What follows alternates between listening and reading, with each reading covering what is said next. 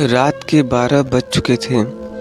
माँ कभी दरवाजे की तरफ देखती तो कभी एक नज़र घड़ी की तरफ। माँ की आंखों में और चेहरे पर चिंता साफ नजर आ रही थी। थोड़ी ही देर में दरवाजे की घंटी बजी। माँ ने काफ़ी तेज़ी से दरवाज़ा खोला और सामने बेटे विक्रम और बहू मान्यता को देखकर पूछा, इतनी देर क्यों हो गई? मैं कब से तुम्हारी राह देख रही थी।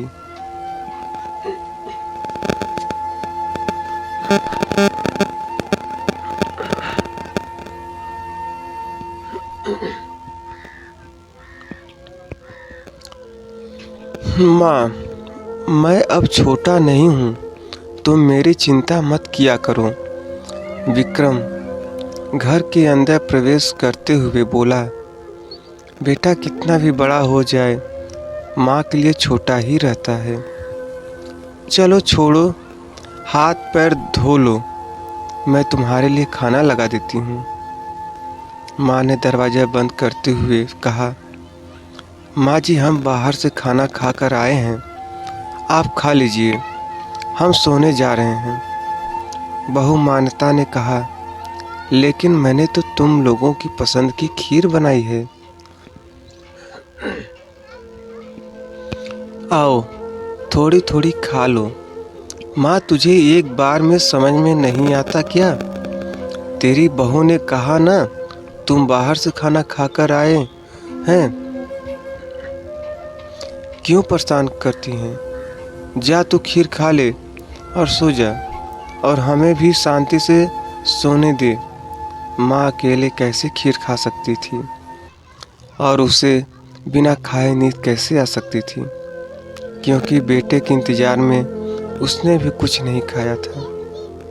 वह किचन में गई, एक गिलास पानी पिया और अपने रूम में चली गई।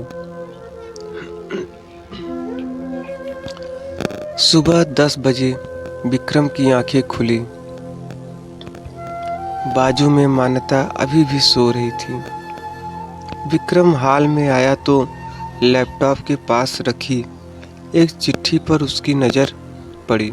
यह चिट्ठी किसकी हो सकती है?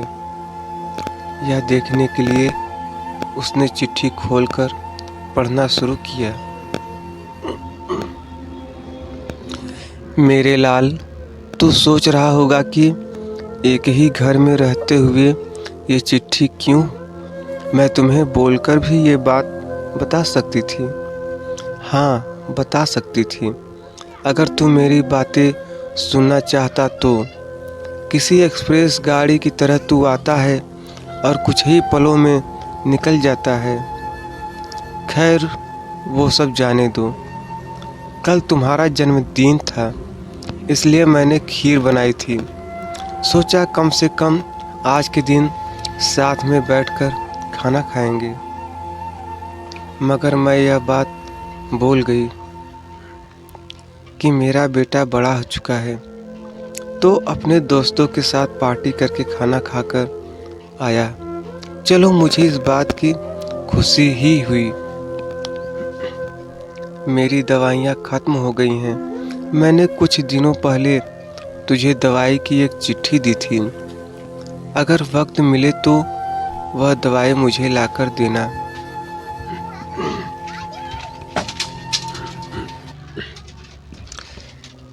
मुझे थोड़ी राहत हो जाएगी। विक्रम को याद आया कि 4-5 दिन पहले माँ ने एक दवाई की चिट्ठी दी थी। उसने ऑफिस के बैग में जाकर उस चिट्ठी को तलाशा और उसे खोलकर देखा।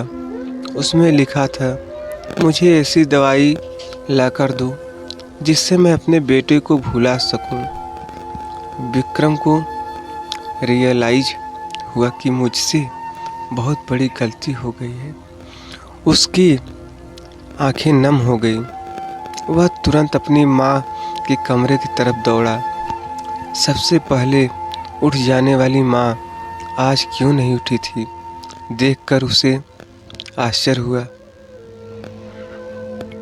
उसने माँ को उठाने की काफ़ी कोशिश की, लेकिन माँ एक गहरी नींद में सो चुकी थी।